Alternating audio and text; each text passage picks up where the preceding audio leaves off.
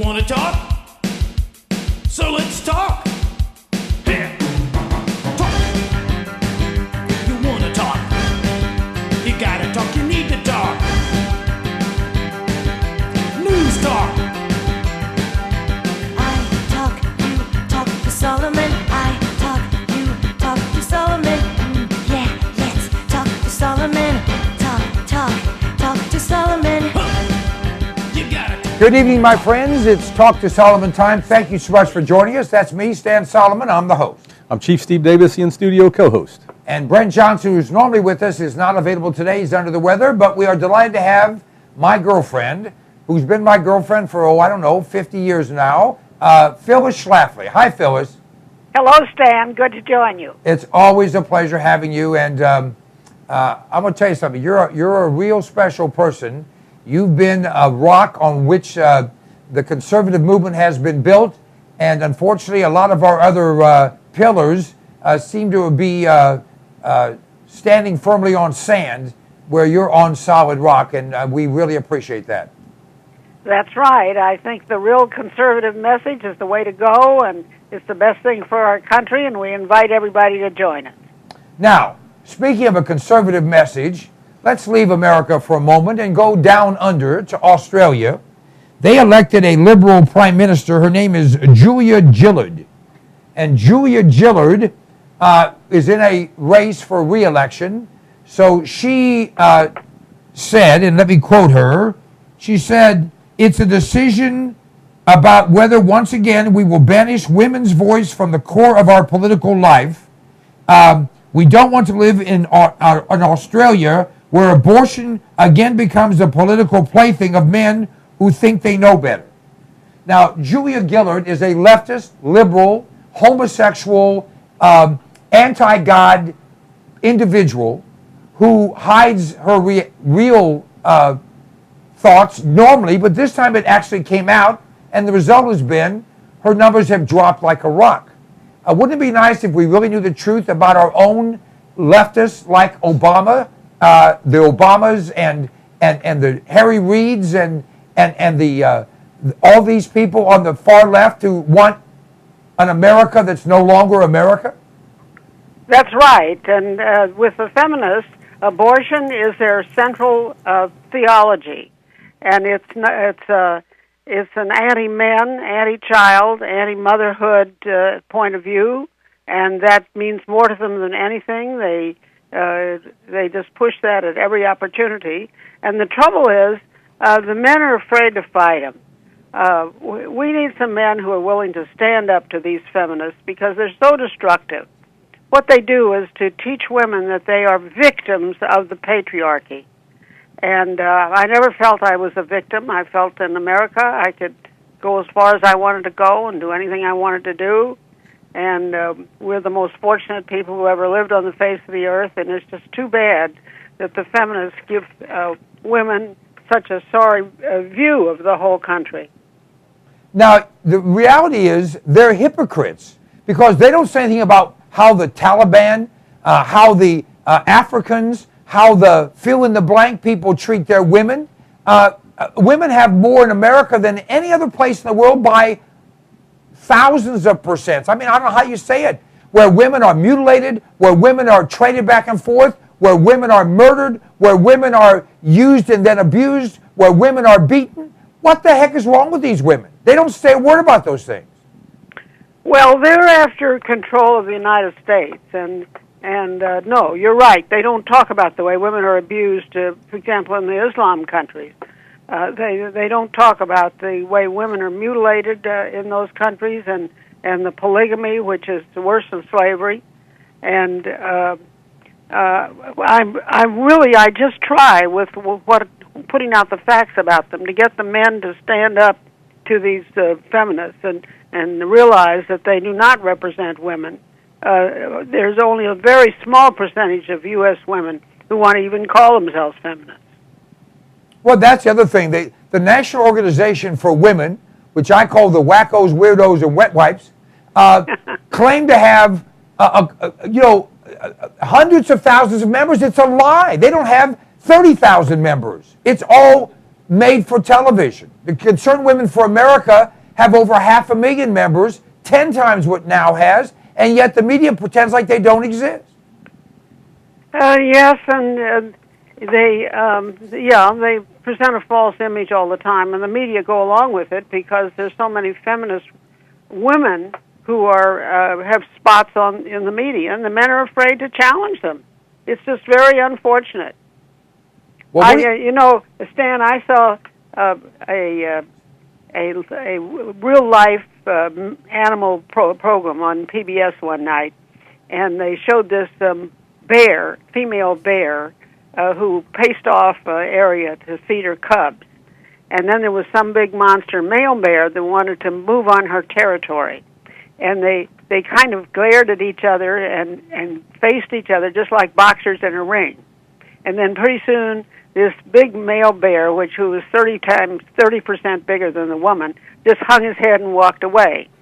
And that's what I see a lot of men doing today. They're afraid to fight the feminists. I try to give them the courage and the arguments, but that's the problem. Well, and this thing, the news of the day is they're going to send women into real combat. Right, SEALs. And of course, Panetta announced that and then resigned the next day, so he would never have to defend it. It's indefensible. I don't have any respect for men who would send women out to fight like that. Well, the fact is, the best woman in the world, and there is such a superstar, a super talented, super gifted woman, the best woman in the world is not as good as the 1,000 best men or the 10,000 best men. That's simply reality. She might be the best woman, but sure. Why don't they have women playing in the Super Bowl? Well, and that'll come. And I've seen some women that think that they should be, and I can tell you stories, but I won't. But you talk about bears, and you talk about mama bears. Let's talk about Sarah Palin. It seems like a guy named Bill Maher. Now, Bill Maher is a guy who's 4 feet tall, and his manhood is 4/10 of an inch. And he gets away with all kinds of things because he says he's a comedian and he's protected. I don't think he could physically whip Sarah Palin. In fact, I think she would clean the floor with him. And he went after her child, Trey, and she came back and called him a lily white little putz. And I don't think that he has the nerve to even be in the same state as she is. Well, I've been fighting the feminists for about 40 years, and unfortunately, they do kind of control the Obama administration, and that's going to hurt Obama in the long run, because the American people are not what the feminists are for. Now, Barack Obama, and I don't want to put any words in your mouth, but I'll say it out of mine.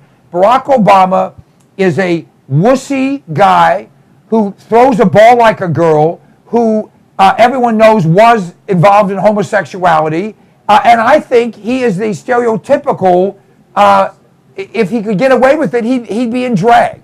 I don't think he's a man at all, and he leads a whole group of men that are that way. Well, they certainly are catering to the gay political agenda. But the good news about Illinois is that Illinois, is just as much of a blue state as California. However, the legislature adjourned, and they did not pass same-sex marriage. It's a tremendous defeat for the gays, and I hope the Supreme Court justices are realizing that gay marriage is not the writing on the wall. They hope they stand up for real marriage. Yeah, we have, 11 or 12 states now that have gone that direction, and yet they didn't pass. It didn't pass in any kind of a public referendum. It was just legislators from one party that were doing that. Chief? Well, I'm going to fall back on the comments about the women. And Phyllis, I want to just compliment you, because I've said for a long time that the conservative women in this country are much more powerful and have much more guts than the men of any caliber do. So I see people like you and women like Michelle Malkin and Ann Coulter and Sarah Palin, and I just really want to compliment you, because you really do have the guts and you really are sticking up for the right things and the right ideas. I would want to add this bit of encouragement that men do a lot of things when women press them into it. And so I would encourage you in your meetings and your gatherings to tell the women to stand by their men and get them to go for it, because we need everybody together pushing forward to get rid of this leftist agenda. No, that's right. Well, thank you for that help, and yes, we do. And the women, if they play their cards right, they've got the upper hand. Well, that's the way God designed it. Yeah, God designed it. There are two things men want: sex and their own children. And women have totally within their power to control what they give. And if they're so stupid that they don't use that power, I can't help them. Well, you know what? Truer words were never spoken. By the way, have you and my wife met? Because she learned from you, I'm sure. Talk about some of the books that you have available for us, Phyllis. Well, my latest one is called No Higher Power, and it's about Obama's war on religion, especially on Christianity, and how he's trying to make us into a completely secular country where you're never permitted to praise God or say anything religious in any public forum. So he supports these ACLU cases where they try to stop the poor second graders from singing Christmas carols, and the valedictorian who wants to thank God for getting her through her exams and in her message to the school. They want to close down and banish the Ten Commandments and so forth. And the Founding Fathers were not that way at all. They were proclaiming their religion at all times. Of course, you're free to proclaim your religion, whatever it is, but the idea of banishing religion in public is just simply contrary to the American Constitution. Obama wants a country where the First Amendment is redefined to mean you can go in your church and shut the door, and then you can say a prayer, and nobody's going to bother you. But you can't say it out on the public street. You can't say it at a public meeting. And that's the kind of world he wants to move us into, and we shouldn't let him do it. Now, the exception to that, Phyllis, is that he wants you to be able to say Allah Akbar. He wants you to be able to do whatever you want to do and create special places for Muslims. And many people wonder why, and we could talk about whether his early experiences with the Muslim faith, but I think it's because the Muslim faith is exactly the kind of political system he wants, where in essence the public government is the public faith, because the Muslim faith isn't a faith at all. It's a political system that allows the government to dictate everything. What do you think? Well, I'm not a mind reader, but however, I can tell you that there was a judge in Indiana who ruled that the Indiana legislature could not say the kind of prayers that they were saying for their invocations for years in Indiana, and they couldn't mention Jesus, but it was okay to mention Allah.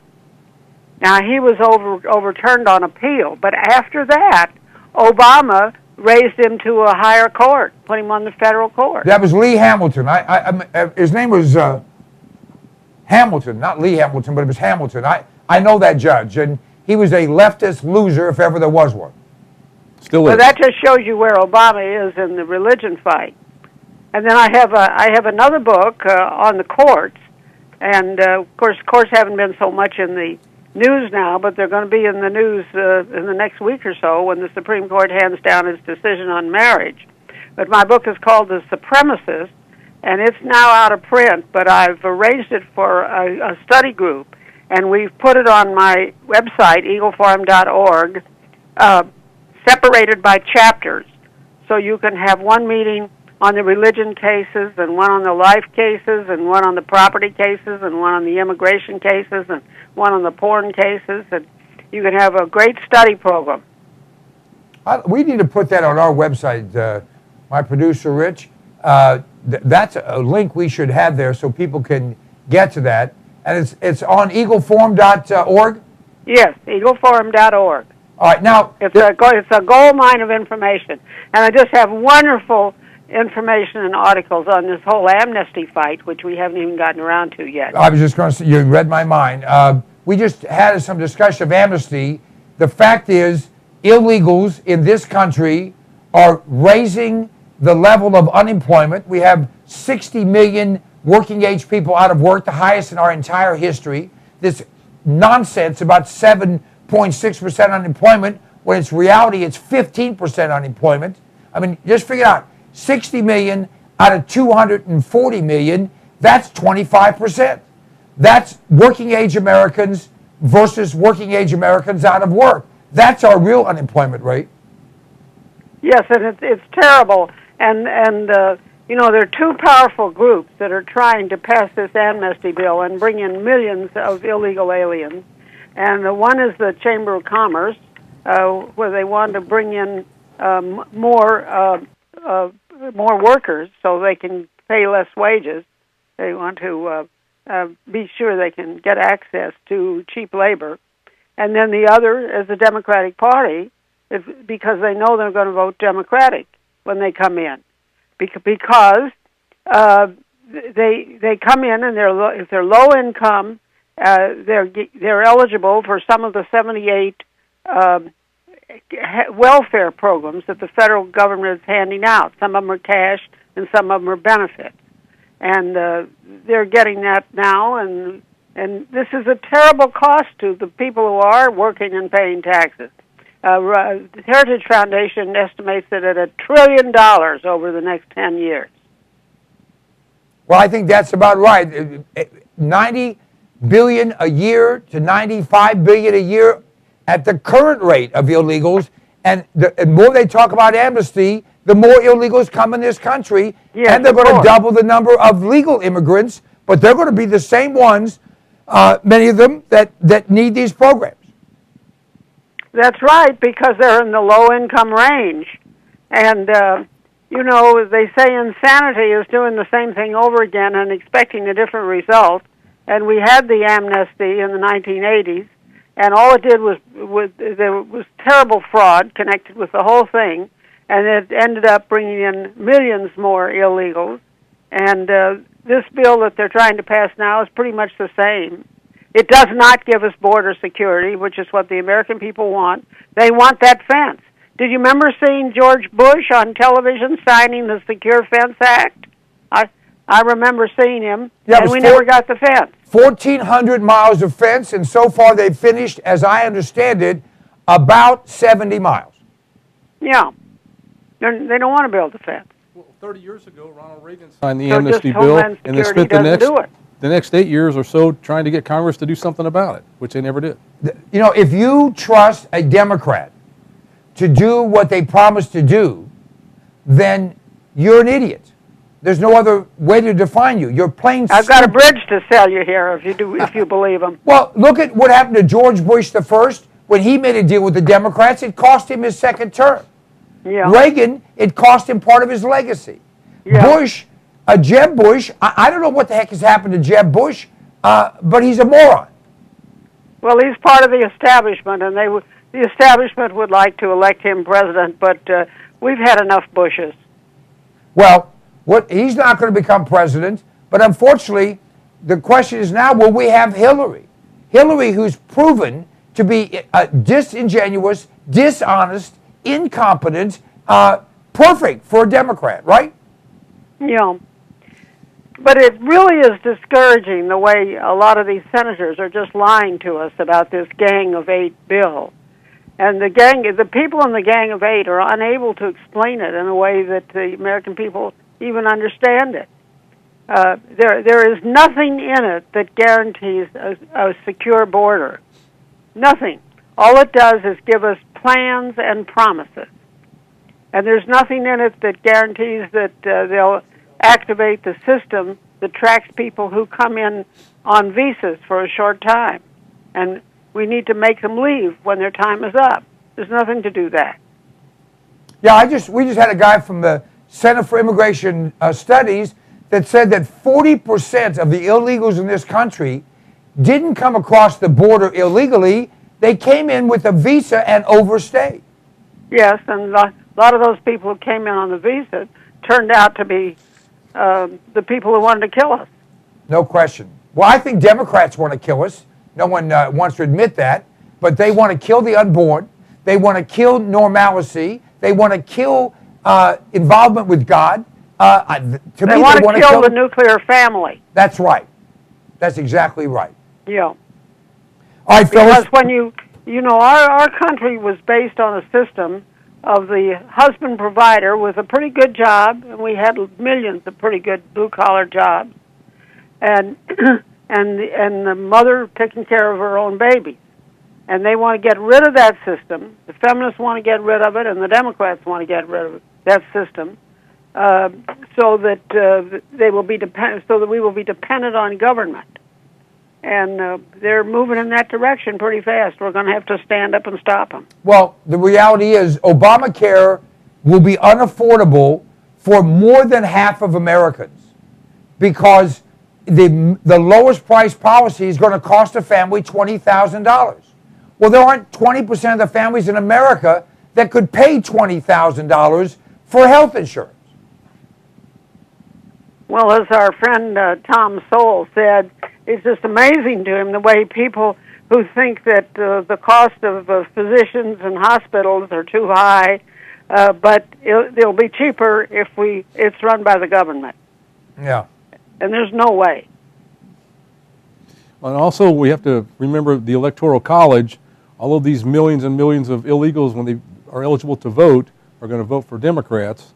This could destroy Texas. And also, Senator Marco Rubio, I don't know who he thinks is going to vote for him. It won't be any of them, won't be any of us anymore.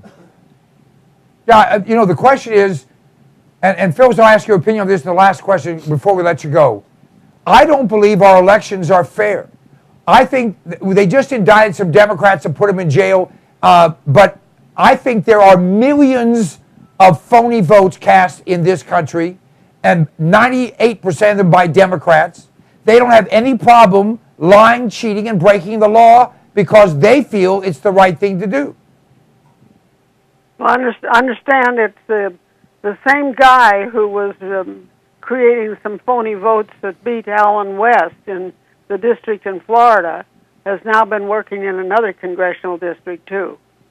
Well, again, in Philadelphia, they had 59 precincts where there wasn't a single vote for a Republican, even though historically the Republicans got 10 to 20%. They just cheated. I've heard that in Philadelphia, they have more people registered to vote than live in Philadelphia. No question. And they often have 140% turnout. Isn't that good? Yeah. Phyllis, one more time, your website. EagleForum.org, and it's got all kinds of great information on all of these issues, especially amnesty. You have wonderful articles. Explain point by point what's wrong with this Gang of Eight deal. Phyllis Schlafly, thank you so much. By the way, I've started a petition that you are mandated to live forever. We can't afford to be without you. Absolutely. Oh, thank you, Stan. It's always fun to be on your program. Enjoy it. Thanks so much. God bless. Goodbye. We'll be back shortly, folks. Stay tuned.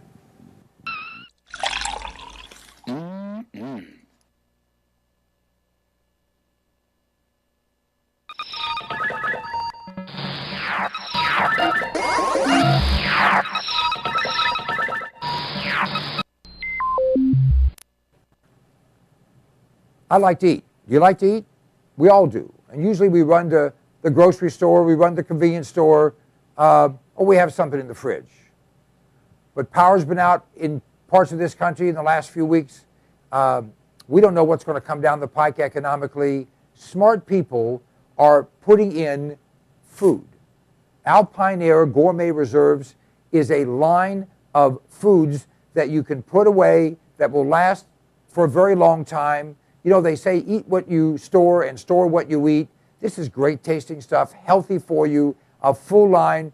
You go to our website, cpnlive.com, and click on the button for Alpine Air Gourmet Reserves and see all the different things we have. This is good tasting food. It's reasonably priced. It will last.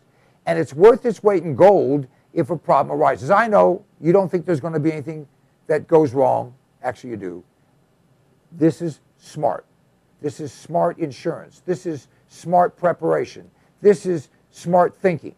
You have kids, you have a spouse, you have parents, you have dependents, you have an appetite. All those things can be addressed by a frugal but smart investment in Alpine Air Gourmet Reserves. Try them out. you will be tickled to death with the taste of them. You know what? In many cases, people start to eat this and they think, heck, this tastes better and costs less than what you're going to the grocery store to buy. cpnlive.com. Check it out. For history does not long entrust the care of freedom to the weak or the timid. Nations may rise, fall, but an idea lives on. Lose freedom here, there's no place to escape to. This is the last stand on earth. History hasn't been easy on America.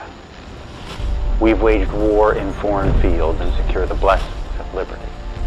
But history isn't simply the story of our triumph. It's also the story of our struggles. And we are no strangers to hardship. Each generation of Americans is tested, and we're entering a time of tribulation, disappearing jobs, disappointing politics. But beyond that lies the second American century, a new golden age. Our generation is being called not to win a revolution, but to preserve one, to recall the source of the blessings of liberty before liberty is squandered by those who do not understand that it can be lost forever. We are being called to declare that the principles of our founders are timeless, not temporary. To decide that freedom isn't always comfortable or convenient, but it is always necessary, whether it is in the public space or the marketplace. We are being called to remember simply who we are. When times are toughest, our truest character is revealed. Well, times are tough, and sometimes our politics can seem hopeless. So what do? We do what we have always done, what we're best at. I fight for freedom. For our republic. For my family. For the free market. I fight. I fight. I fight. I fight. I fight. We fight.